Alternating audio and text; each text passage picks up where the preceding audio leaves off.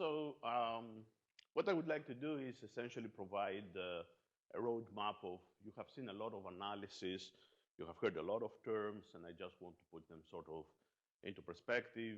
Shervin yesterday provided a primer on some of the basic statistical analysis techniques, but there are, in many of the case studies that you looked at, there were terms like fancy Cox proportional hazards models, lasso models, pathway enrichment analysis. So essentially, I would just like to provide a roadmap of how all these things fit, and also how the pipeline, when you start thinking about analyzing metabolomics data in the context of a simple or more complex experimental design, all come together. For example, Simon's design and study was fairly complicated. On the other hand, we have seen on the first day Gary Patty's design that was very, very simple, So how all these things fit together.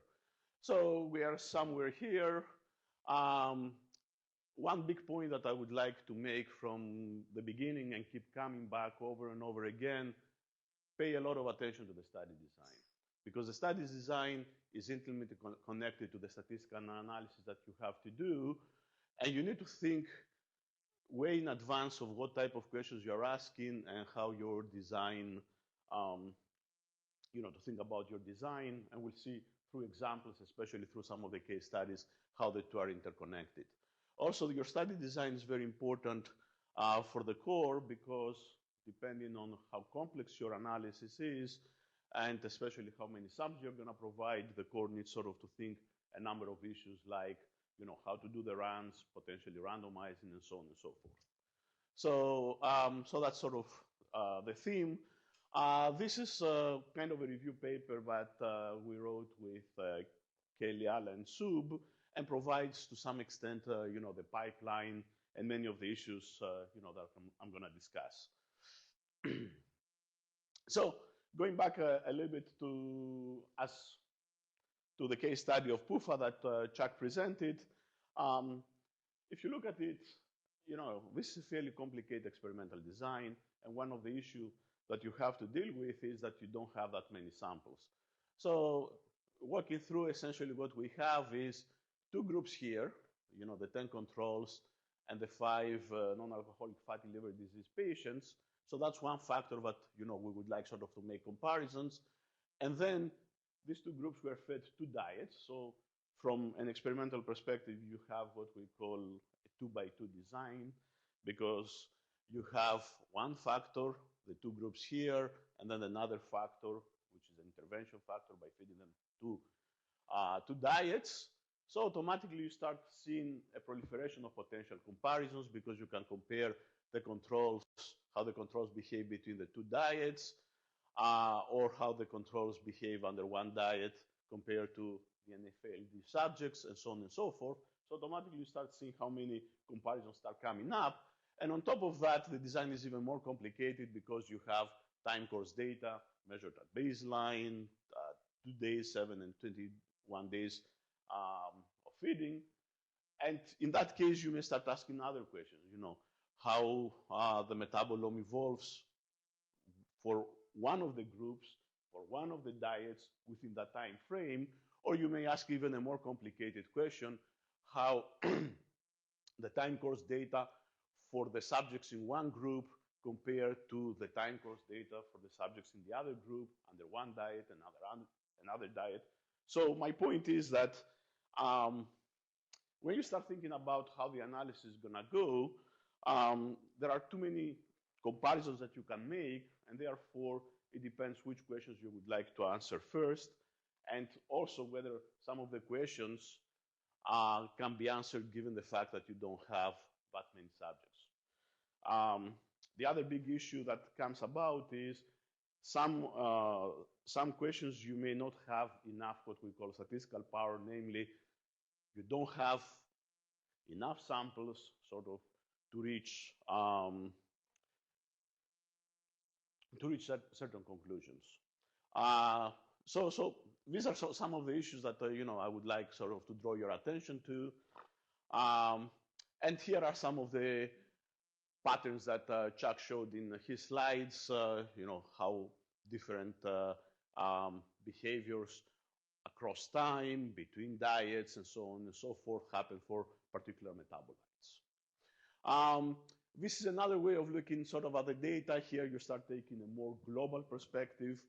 So essentially, in this particular case, so you see other complications that come up in the analysis. So here you start focusing on one metabolite and you start looking at all these possible patterns. So you don't look at the metabolome in a holistic manner, but you have particular questions and say, okay, how glucose levels change across time, across different diets. And you see that here, the only information that is contained is at the end of the diets. You may have asked a more complicated question, as I alluded here, because you would have liked sort of to fully follow and trace and understand the time course evolution of glucose during this feeding period and how this then changed during that feeding period. So that's a more complicated one, because at that point, you need sort of to take into consideration that the measurements are not independent anymore, because essentially the measurements are tied within the subject. And from a statistical point of view, that requires a little bit more complicated modeling. And again, something to keep in mind, if you really have a very large number of subjects in your study, hundreds to thousands, then, you know, some of these subtle issues, you know, even if you don't pay too much attention to them, you're going to be fine because you are probably well powered. But when you only have this many subjects, you know, you need sort of to use the most advanced and detailed analysis in order sort of to extract the most out of your data. In this picture, you know, what Jack was doing, he was trying sort of to look at the data from a more holistic perspective, you know, looking at whole classes of metabolites and essentially look from a co-expression perspective. So in this particular case, you don't try to figure out mean differences, but you're trying sort of to see whether the co-expression of various metabolites or classes of metabolites changes across conditions. And this is something very interesting, and a lot of people, this is sort of new methodology. We're developing some of that methodology at the core, but you know, this is something that has not really appeared in the literature a lot, and this is sort of cutting edge research, even at the statistics or biostatistics level, of how to properly do this type of comparisons in a rigorous manner. So this is another picture from Chuck's slides that we've seen before. And in this case, as we're going to see probably after the break, he's asking a different question. In this particular case, he's trying to create a predictive model that can and essentially identify a biomarker panel that can predict or accurately assign future samples to the two groups that he's interested in. So this is a very different type of modeling compared to this one where you're trying sort of to figure out comparisons between the groups. This comes under a very different type of idea, and we'll see where the differences are. So putting everything together, that's where essentially we are. We have the study design, and Anna you know, gave you a number of possibilities depending on what biological question you have in mind. We had a number of presentations, both Maureen's presentation this morning and yesterday about the targeted platform, and Tanu's presentation about the lipidomics platform, of how we take care of quality assurance, quality control issues. These are very, very important before even the data come to you, and then you start asking the more interesting biological questions. What I like to call mid-level analysis, you saw the primer from Servin's talk yesterday about basic statistical techniques. A number of those come under this level of the analysis, and I'm getting into more details. And essentially in the afternoon, this afternoon we get into the more fun part, you know, how you start doing pathway enrichment and how you have integration with other omics data, data sources. Ala, Shizhao, Jeff, and myself are going to sort of tell you a few things. This gets really exciting, but also somewhat complicated. So regarding data preprocessing issues, both Maureen, TM, and Tanu essentially went through detailed explanations of the platforms and how they take care of all these issues, bad spectra and identification of potential outliers and so on and so forth.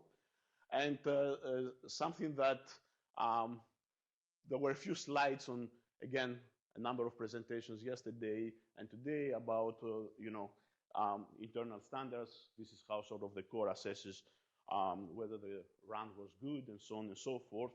So these are essentially functions that the core does and takes care of.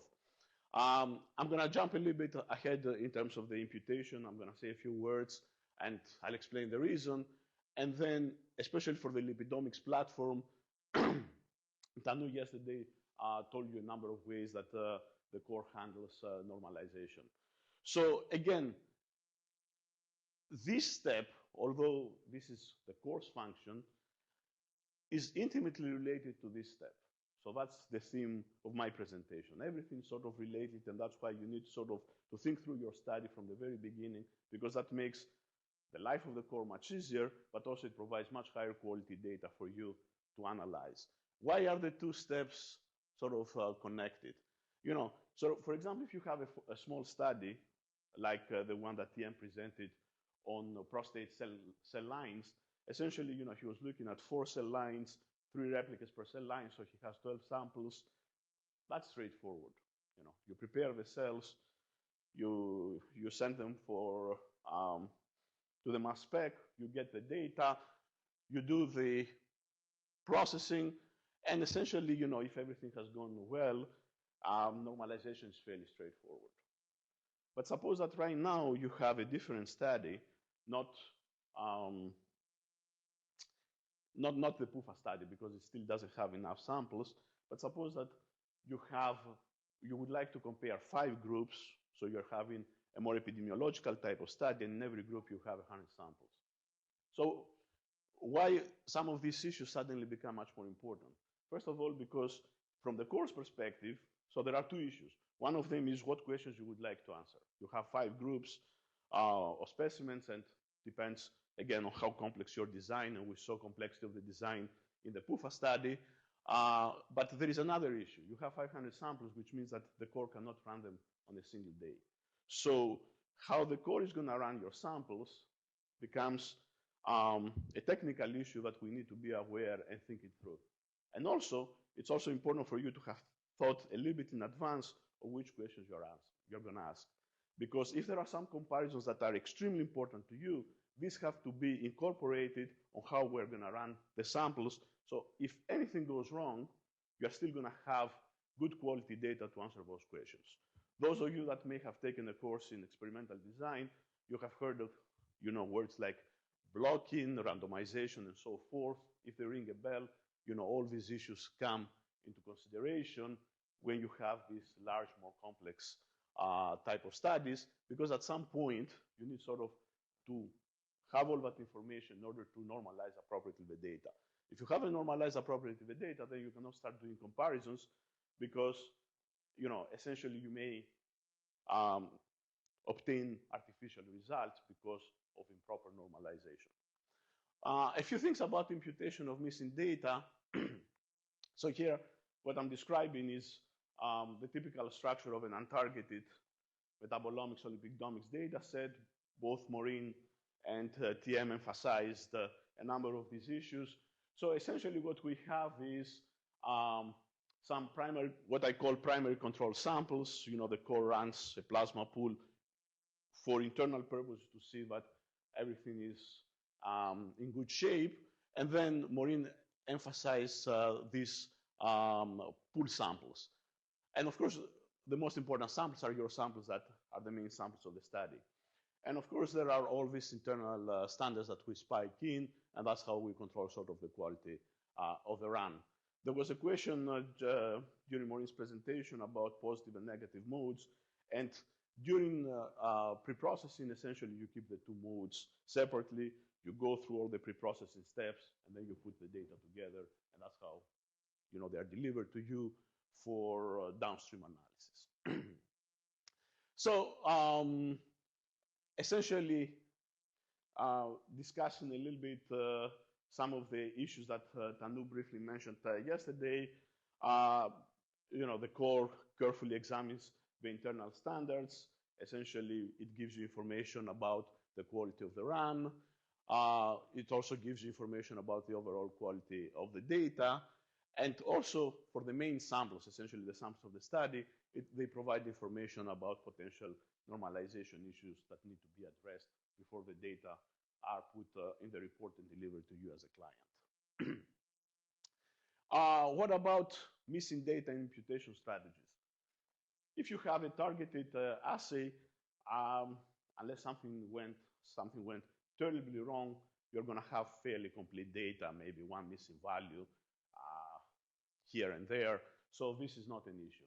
But for the untargeted and the lipidomic platforms, this is fairly typical. I mean, of course, as the platform keeps improving, this issue is to some extent addressed from a technology perspective. But if for those of you that have received and look at those reports, at the raw data, essentially you have a large number of missing data. I mean, not very large, but definitely you have a lot of holes in your data. What do I mean by that? For particular compounds, if you had 100 samples, you may see only 70 values and the others with question mark, because either there was an issue with the detection level or some other issue. So at that point, then you have to make a decision. Are you going to throw out all the compounds or all the features or all the lipids where you didn't see, you don't have complete data?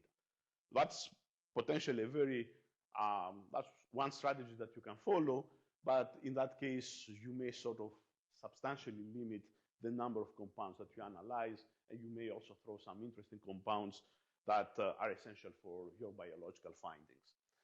So the two key decisions are the threshold of missingness.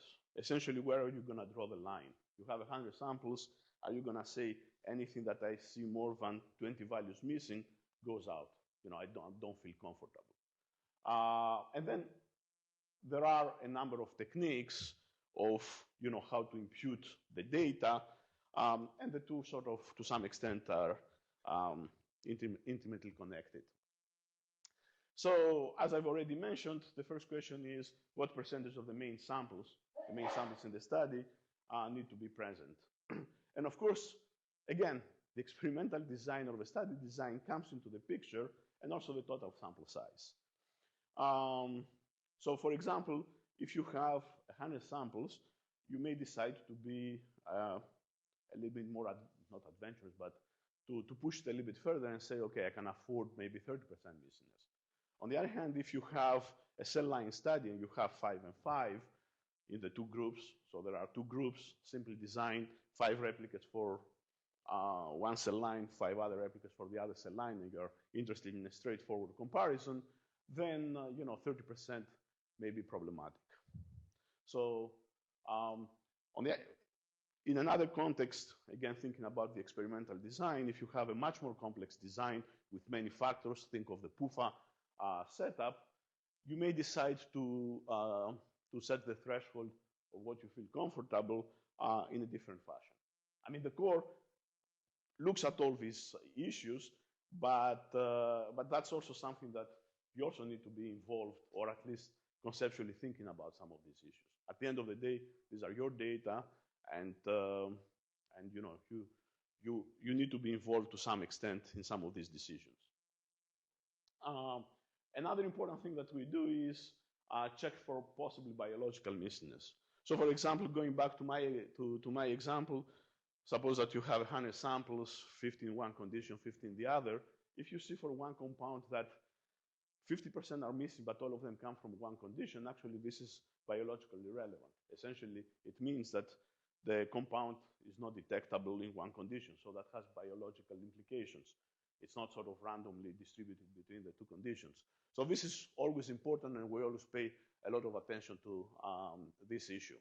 So, and the last step is the technical aspect.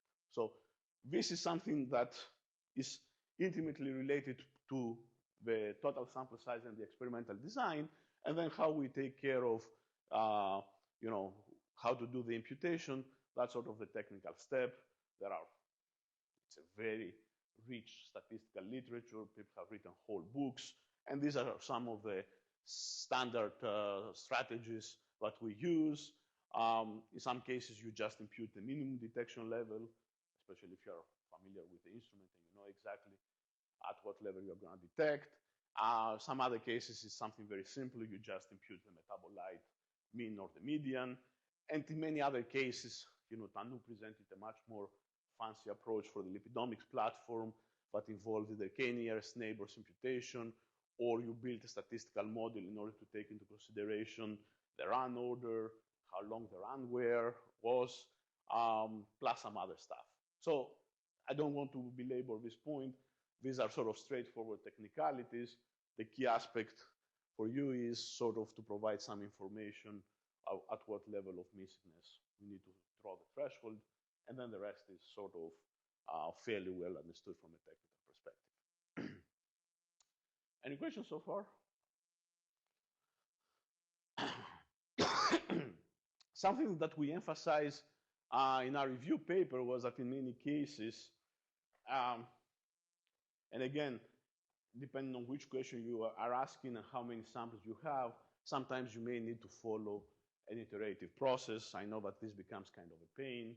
You set a threshold, let's say a more conservative threshold. You do your downstream analysis. You figure out how the results look like. And then you may want to go back and say, well, what if I open the threshold? And at some point, you're trying to identify up to which threshold of missingness you still get robust results. The moment your results start sort of breaking down, then at that point you have pushed the threshold too far, and then you need to stop. As I just said, this is more labor intensive, but it can be done. So right now, switching to, and again, trying to put things together to what I would like to call mid-level type of analysis. This is the starting point. From anything that I'm going to say henceforth is your data have been curated, the core is happy with the quality of the data and appropriately normalized, and the data have been imputed if there were missing values issues. So in terms of mid-level analysis, Shervin yesterday in his statistics primer talked a lot about hypothesis testing. This is what I would like sort of to call differential analysis. You've seen and you heard a lot of words like principal component analysis. You have seen a lot of plots, cluster analysis. When Jeff presents MetaboAnalyst, all these are built in that tool and in a lot of other tools. We have seen some examples of very fancy predictive modeling. Farsad Afshania's talk yesterday was such an example. I don't know how many of you recall a Cox proportional hazard model, whatever that is. You have seen, even in Simon's talk, he mentioned something about pathway enrichment. And especially if you have time course data, like in Chuck's PUFA study, because you have measurements at time 0, 2, 7, and 21 days of feeding, and then you switch to the other data, to the other diet. So essentially you have 7 time points, 4 under one diet and then 3 under the other diet. Then in many cases you may want how to deal with time course modeling. Time course modeling also comes in another context for fluxomic studies, because essentially you are following the data over time, and at that point, in many cases, you need sort of to take into consideration those aspects. I'm not going to show you anything about time course modeling. I'm going to focus on some of the other topics. But the key thing that you need to remember when you have time course data is essentially you follow the same subject and you collect data for the same subject over time, which means that these measurements are correlated. And that's both a good thing, because essentially you follow the profile of the same sample across time that gives you information, but also the correlation from a technical perspective introduces some challenges in order sort of to have the right p-values and so forth. So you need to take that into consideration.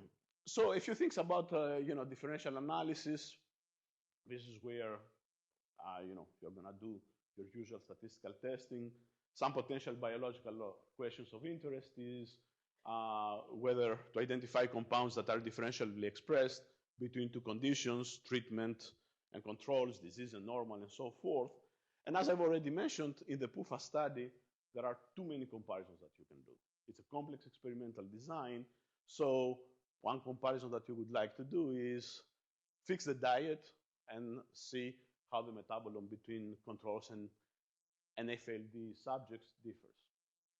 That's a straightforward comparison to conditions. This is a little bit more involved condition because suddenly you have three conditions and therefore depends on how you would like to do it. Are you going to do all pairwise comparisons or do something more fancy? And then if you would like sort of to throw both factors and do control and NFLD subjects across two diets for a fixed time point, in that case you are doing more comparisons simultaneously. And again, this is a different way of handling that question. Okay. So the basic mechanics, as Sherwin sort of alluded yesterday, you formulate the hypothesis to be tested. So if we had control and NFLD patients, the null hypothesis, as we call it, is that there are no differences for any particular metabolite. So, and then under some conditions, and that's where you need to pay a little bit of attention whether your data are normally distributed or normally distributed, then you use your favorite test. And so either a two-sample t-test, so if you were, for example, to compare controls versus NFLD patients, but as Sherwin mentioned yesterday, if you're comparing the same patient across two different time points, then you need sort of to use the paired version of the t-test because essentially you're dealing with the same subject, and that gives you higher statistical efficiency, especially if you have small numbers. If your sample size is in the order of hundreds or 1,000, you know, these little details don't make a big difference, but when you're having 10 and 5 samples, all these things may make a huge difference. If some of these underlying assumptions are violated, like the normality assumption, there are robust versions of these tests, like the rank sum, Mann-Whitney test, and so forth. Many of them are implemented in a lot of software packages or in software platforms. But, you know, if you're unsure about the assumptions, ring your statistician friend and say, okay, is everything kosher? Because all of these issues have to deal, eventually at the end of the day, there's always a trade-off between how robust your analysis is and, you know, how much statistical power you gain. In the sense, by statistical power, I mean how many results you call differential.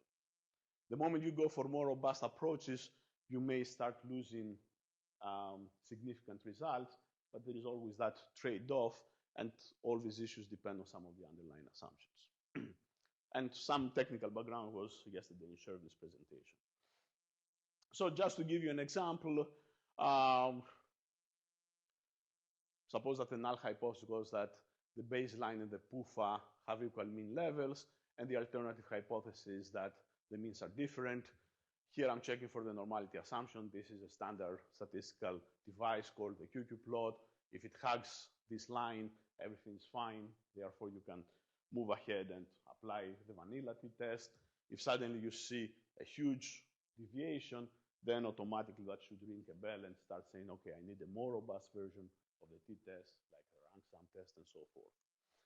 Here we start seeing a little bit of deviation. That may make me a little bit nervous. In this case, it's not that bad, but if, you know, essentially the blue points didn't even come close to the red points, at that point applying the t-test, essentially your statistical inference is completely off, and that's probably bad.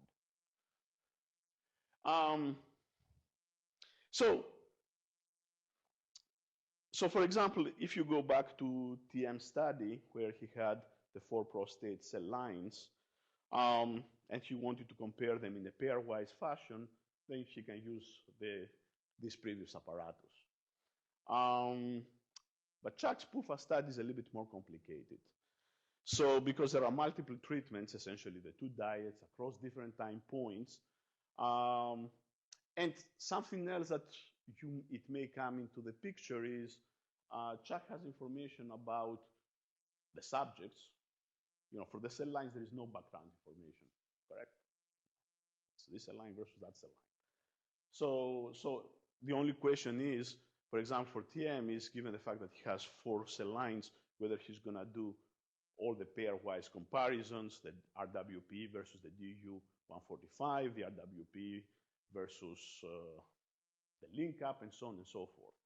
Or he's going to try sort of to set up the testing procedure so that he looks at all 4 cell lines in a more simultaneous fashion. I'm going to come back to that point in a second.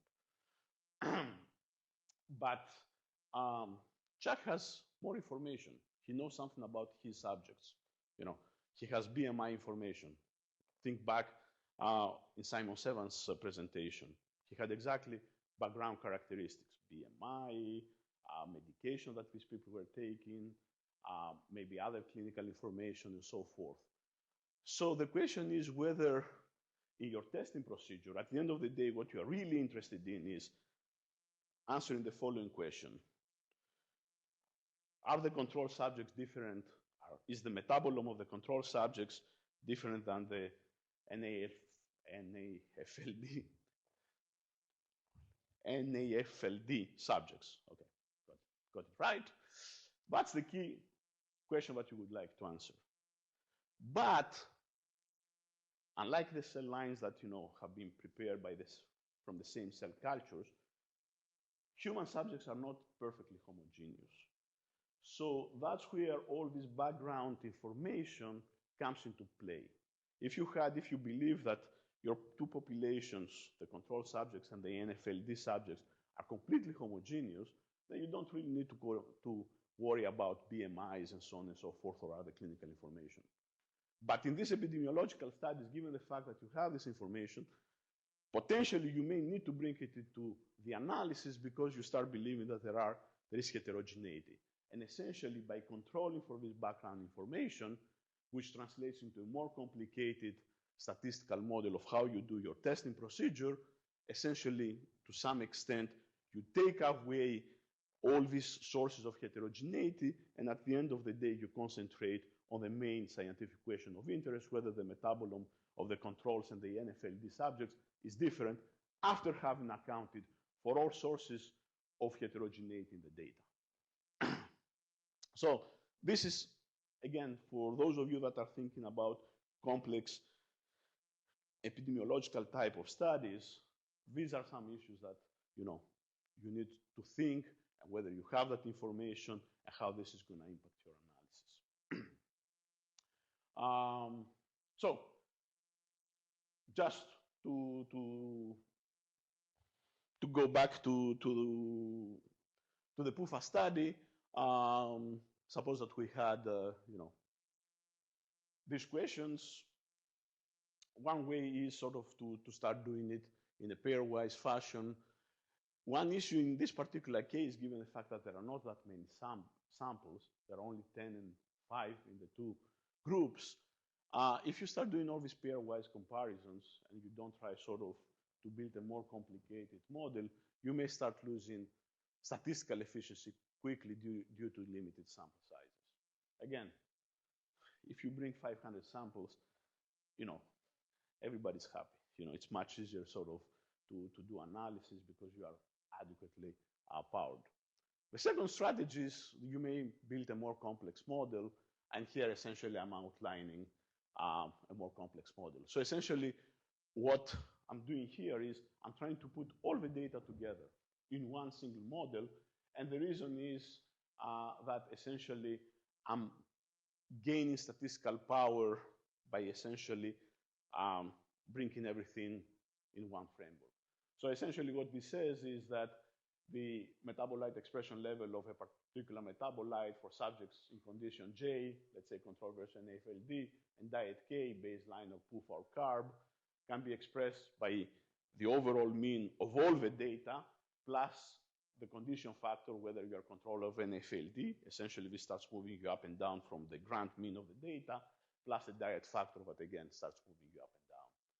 The nice thing is that in this case, you're not breaking your data into little pieces 10 subjects here and 5 here for one comparison, and then let's go and do another comparison, and so on and so forth. You analyze the data in a more comprehensive manner. And given the fact that here we don't have that many samples, that buys you a lot. Again, I'm repeating myself. If you had hundreds of samples, some of these things are still good to do because, they give you more efficient result, and essentially you're pushing your study to its limit, and you can sort of see more subtle patterns. But, and of course, reviewers are gonna like that you use a more sophisticated approach. But at the end of the day, experience shows that even these simpler strategies are gonna, to a large extent, get you very similar results. But when you have limited sample size and complex experimental designs, some of these issues become important. And here I'm explaining what happens because essentially by pooling the data together, you're utilizing the available information in a more efficient way. You need always to pay a little bit attention to the underlying assumptions, and if you have gross violations, maybe a lot of your p-values that the software spits out may be invalid, and therefore you're making the wrong conclusions. So that's something always to keep in mind. So the take-home message after, is in complex experimental settings, especially with limited sample sizes, if you really want to take full advantage of your data and potentially incorporate background factors to account for heterogeneity, especially in epidemiological studies, you may have to build a more complex model, and that's the price that you have to pay. If you have such a study and you're unsure about a number of these issues that I brought up, talk to an expert. The core has a lot of expertise, but because some of these issues, the way you're thinking and you're designing your study, as I mentioned, may also impact on how we're going to run your samples and so on and so forth. And again, if you have all these background characteristics, this information also matters. And you need sort of to incorporate it in the analysis, and we have seen a number of case studies where that has been the case. Okay, something that we've seen examples in many of the slides, but it hasn't been discussed before, and probably you have heard or you have read in journals, the multiple hypothesis or multiple comparisons testing problem. So if you had one metabolite, you were only interested in glucose, once you've done the analysis, either through a simple t-test or through a more complex model, you're done. You get the p-value. If it's significant, yay. If it's not significant, okay, back to the drawing board. Unfortunately, or that's life, with these platforms, even with a targeted assay, you're doing from dozens of comparisons. The amino acid target assay has how many metabolites? 30, 40, something like that. To the untargeted platform that we've heard numbers of the order of 800, 1,000. Gary Patil told us that for the E. coli, after he cleans up the untargeted features, he gets 1,400. Tian told us that the lipidomics platform confidently identifies about 450 lipids, and he's trying to push it to 500. So suddenly, even with a very simple experimental design, 2 conditions, 2 cell lines, very simple, you may have to do hundreds of comparisons. So this is the only thing that has Greek letters, alpha, betas, and all that crap. But I put this in order to make a point. So this is the truth. And based on the data, this is the decision that you're going to make. And essentially, this is important for those of you that have taken one of these dreaded introductory statistics courses that we teach. This is something that hopefully you have seen before and we emphasize. So essentially what happens is, here you're going to have a false positive. Essentially, that's how you, if you were to do a single test. And that's embedded in the procedure. There is a certain probability that, you're going to make the wrong decision, so that's a false positive. So like in any other omics platforms, this issue matters because suddenly, if you were making one test, you can control this probability, and then you can set it, let's say, at the 1% level or the 5% level, depending on what the journal likes, and then you're done. But here, how this issue translates to the fact that you're doing hundreds of thousands of comparisons. So let me do a couple of calculations. Essentially, what this shows is that if you start doing, by the time you have done 60 tests, any type of test, essentially the probability that you're going to have false positives is 1. That's a mathematical result, and you can take it to the bank. So that means that if you get to 800, the question is how many false positives and how many of those you're going to, and therefore wrong inferences you're going to make. You're going to start declaring important results when they are not. So that's the key aspect. So right now, by doing the M hypothesis, essentially this is the number of false positives that I'm going to have. And the question is there a way to control the number of false positives in a more comprehensive way? Given the fact that I have to test for 800 features or for 400 lipids, how can I control this number V? And that's where the famous or infamous false discovery rate comes. I'm not going to get into all the technicalities. So there are two ways that statisticians have thought over the years. One of them is what's called the family-wise error rate.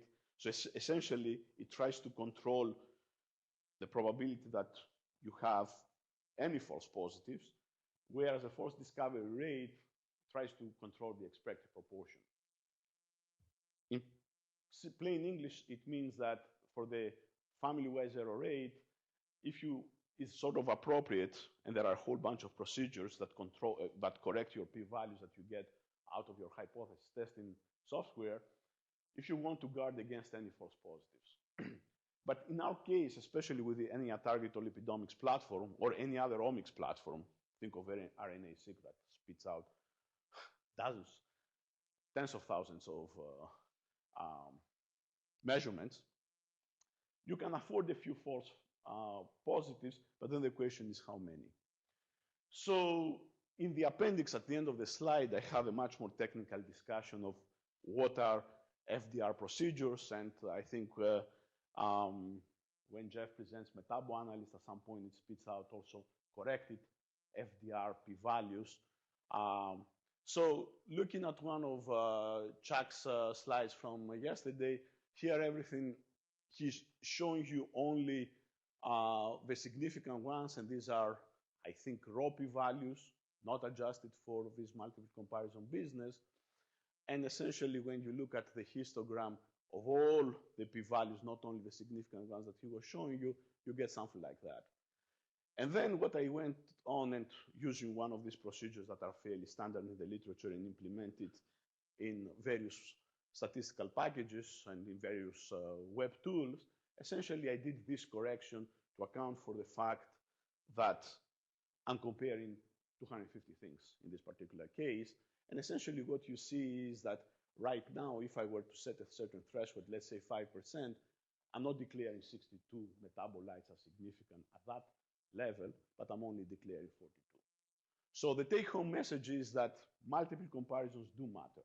And the moment you have either a targeted or an untargeted or a lipidomics assay, you're going to run into that problem, whether you have a simple or complex experimental design. So you need to address it. If you forget it and you don't say anything, your paper gets rejected, rightly so, because essentially you're overstating your results. So, so always keep in mind, that issue and take appropriate action. And by now there is a very well-defined technical machinery implemented in various platforms. And again, the question is whether you have a small targeted assay, and in that case, you may want to exercise stronger control of how many false positives we can afford, or slightly weaker control, because then you are into the thousands of comparisons or multiple hundreds of comparisons. Any questions before we switch gears? Yes. So then, by that, thinking by that, does the study have more power if you have fewer outputs, fewer, what do you call it, features? Because you'll have fewer No, multiple comparisons. no. To some extent, okay, that's a very good question. So the question is, do you have more power if you are looking at a smaller set of features? Uh, what, what do you think? That's a great question. I don't have to answer all the questions myself. Yeah. This is a very important issue. That's, Okay, let's think. So, why do you declare something as significant, even if you do one test? What are the parameters that matter? For any test, essentially, what are you comparing? So, we have two conditions. Chuck's controls and AFLD subjects for one metabolite. So in order for something to come up as significant, you need to have three pieces come into the picture. So one piece is how the average levels are different, correct? I mean, if the average levels are like about the same, end of story. Sorry? The median, yeah. And any centrality measure, as we'll call it, mean, medians, whatever. So suppose that we have a certain difference. What else comes into the picture in order to declare the result significant? Exactly. The second thing is, even if you had this difference in the mean levels, but your variance was this high, it's going to kill your test. Because essentially, to the eyes of the procedure, it says there's too much variability and this is not well calibrated. This difference is not well calibrated because there is a lot of variance. There is a third component. What kills variance? Sample size. You have a certain variance, unless you have the perfect experimental design, like in cell line studies that everything is very reproducible and so forth. So in that case, your variance may be very nicely controlled. But if you have human subjects, usually you have a lot of variance. So if you only have 10 and 5 subjects, you may have a certain amount of variance. If you bring 150 subjects, then suddenly you have start killing variance, correct? Because variance, the sample variance, the amount of variance that you estimate in the data goes down at the rate of square root of the sample size. That's a mathematical result. So you can see how, in order to call a result significant, that's the technical background in plain English. First of all, you need to have differences in the mean, and then your variances are sort of well behaved, but you can make the variances better behaved by having large sample sizes. So so it's not, you may have exactly the two similar studies, and you may get very similar results because in one study you had a much clearer signal. And therefore, you don't have sort of to limit the number of multiple comparisons if your study is well designed and you have strong signal. Okay? Yes.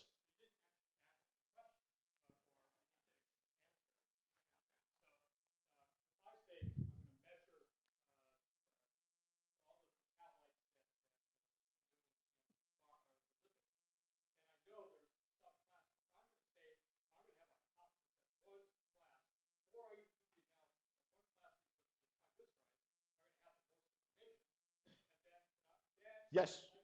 Okay. But you said something very, very important. So the most important word that Jack said was, a priori, before looking at the data, I'm only looking at one class. The moment, hold on. This is a philosophical issue. The moment you first take a look at the data and say, I'm looking at all the classes, but this class, I don't like them. At that point, you're cheating. Because in that case, you have looked at the data and you have a universe of 450.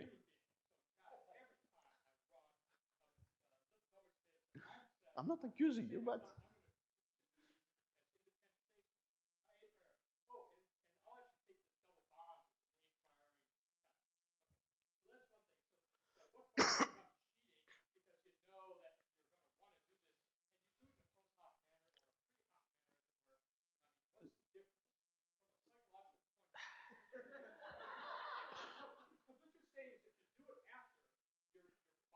Yes.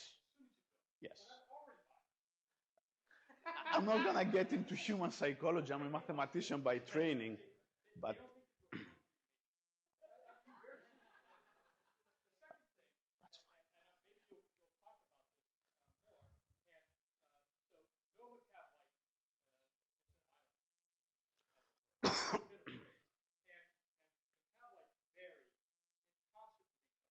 sure, sure.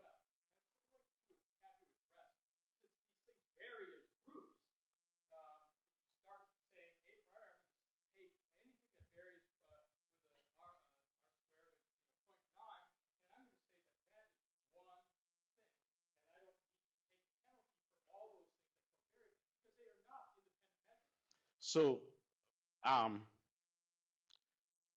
okay, this we get into very deep issues of statistical inference. Now, essentially, I mean, the key point is if you bring all this a priori information before you look at your study and you say, from the literature or from my previous work, I haven't looked at the data. The only thing I know is that Maureen or TM and Tanu have provided the best data set in terms of quality. But I haven't started analyzing my data. But there is all this prior information. I mean, all the, that's how science progresses. If you take that into consideration and say, okay, I'm going to start looking at the classes, or since I know that leucine, isoleucine, and valine are very highly correlated, so I'm going to treat them as a group and so forth. And then at that point, how many comparisons do I have? Then everything is kosher. But if you start really analyzing the data and then you say, well, the results, I don't get enough significant results. Let me drop some features out because, I know for technical reasons, given the quality of the data that I have and of signal and so forth, and since I cannot bring more samples but may improve the results, I'm going to start throwing signals out. At that point, it becomes a no-no. I know that a lot of people do that, and there are a lot of papers, but that's exactly the strategy that they have done. But at that point, essentially, you start having biases, and that's why there is always literature that 50% of the findings in very high impact journals are not reproducible. Nah. Anyways. Sure.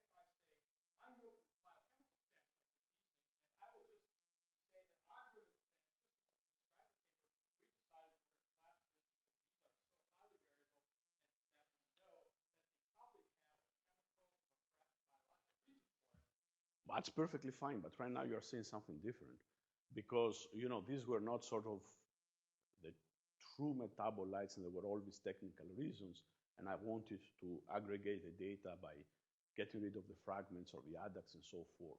What I'm saying is, if you really believe that you have measured accurately 300 metabolites, and this is it, all 300 make sense, they have been externally validated, the whole community agrees that this is it, this is the set, and then at some point you say, well, some of my results are not strong enough, so I see that some of them are correlated, so I'm going to exclude 50, and that's my rationale. That's not kosher. We're almost at the point.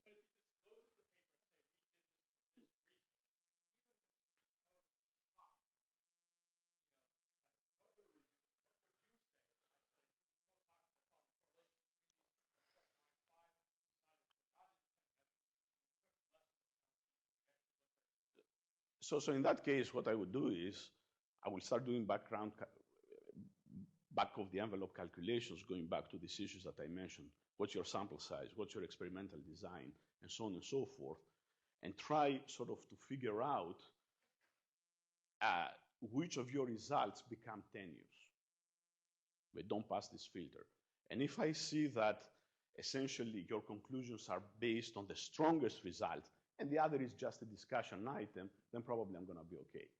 But if after I do this background type of check, paper and pencil, that many of your biological conclusions are based on the results coming out of the hypothesis testing that is in this gray zone, and that's how you build your paper, I'm going to tell you, go back, bring another cohort, and then let's do it.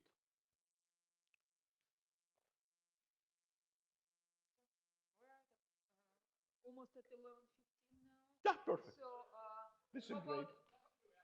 Yes.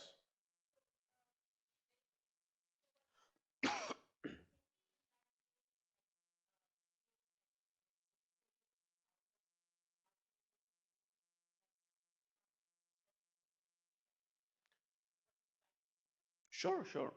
I mean, my point is that you cannot look, I mean, there are various ways but to handle this problem, but you know, my point is you cannot do a full analysis and then suddenly say, well, the results are not strong enough for me to publish, so let me try sort of to come up with all sorts of ways to manipulate sort of the data.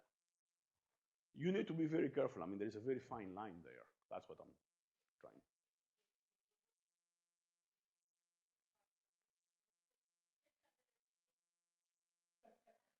No, I mean, that's where we're going to get towards the end and in the afternoon session. In many cases, that's why people came up with a notion, for a couple of reasons, of pathway enrichment analysis. One of the reasons for pathway enrichment analysis was that you would like sort of to start taking a systems perspective. And the other question was, because you have all these interacting biomolecules on either biochemical pathway or functionally related one, you would like sort of to start looking at them as a group. And at that point, essentially, if you look at all the mechanics of the pathway enrichment analysis, essentially they start sort of summing up things. But at that point, you define a new universe exactly of added type of variables, and then you get into a different type of hypothesis testing problem. So that's why pathway enrichment, one of the key ideas was that you may not have any statistically significant result for any of your genes or metabolites in this case, and I think Jeff is going to present pathway enrichment as part of metaboanalysis, but you believe that this coordinated activity, there is coordinated activity because, you know, in the pathway they are functionally related. Essentially, you would like to look at it in a holistic fashion.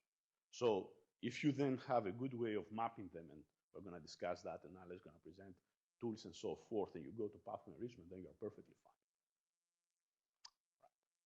Right. Break. Back in 10.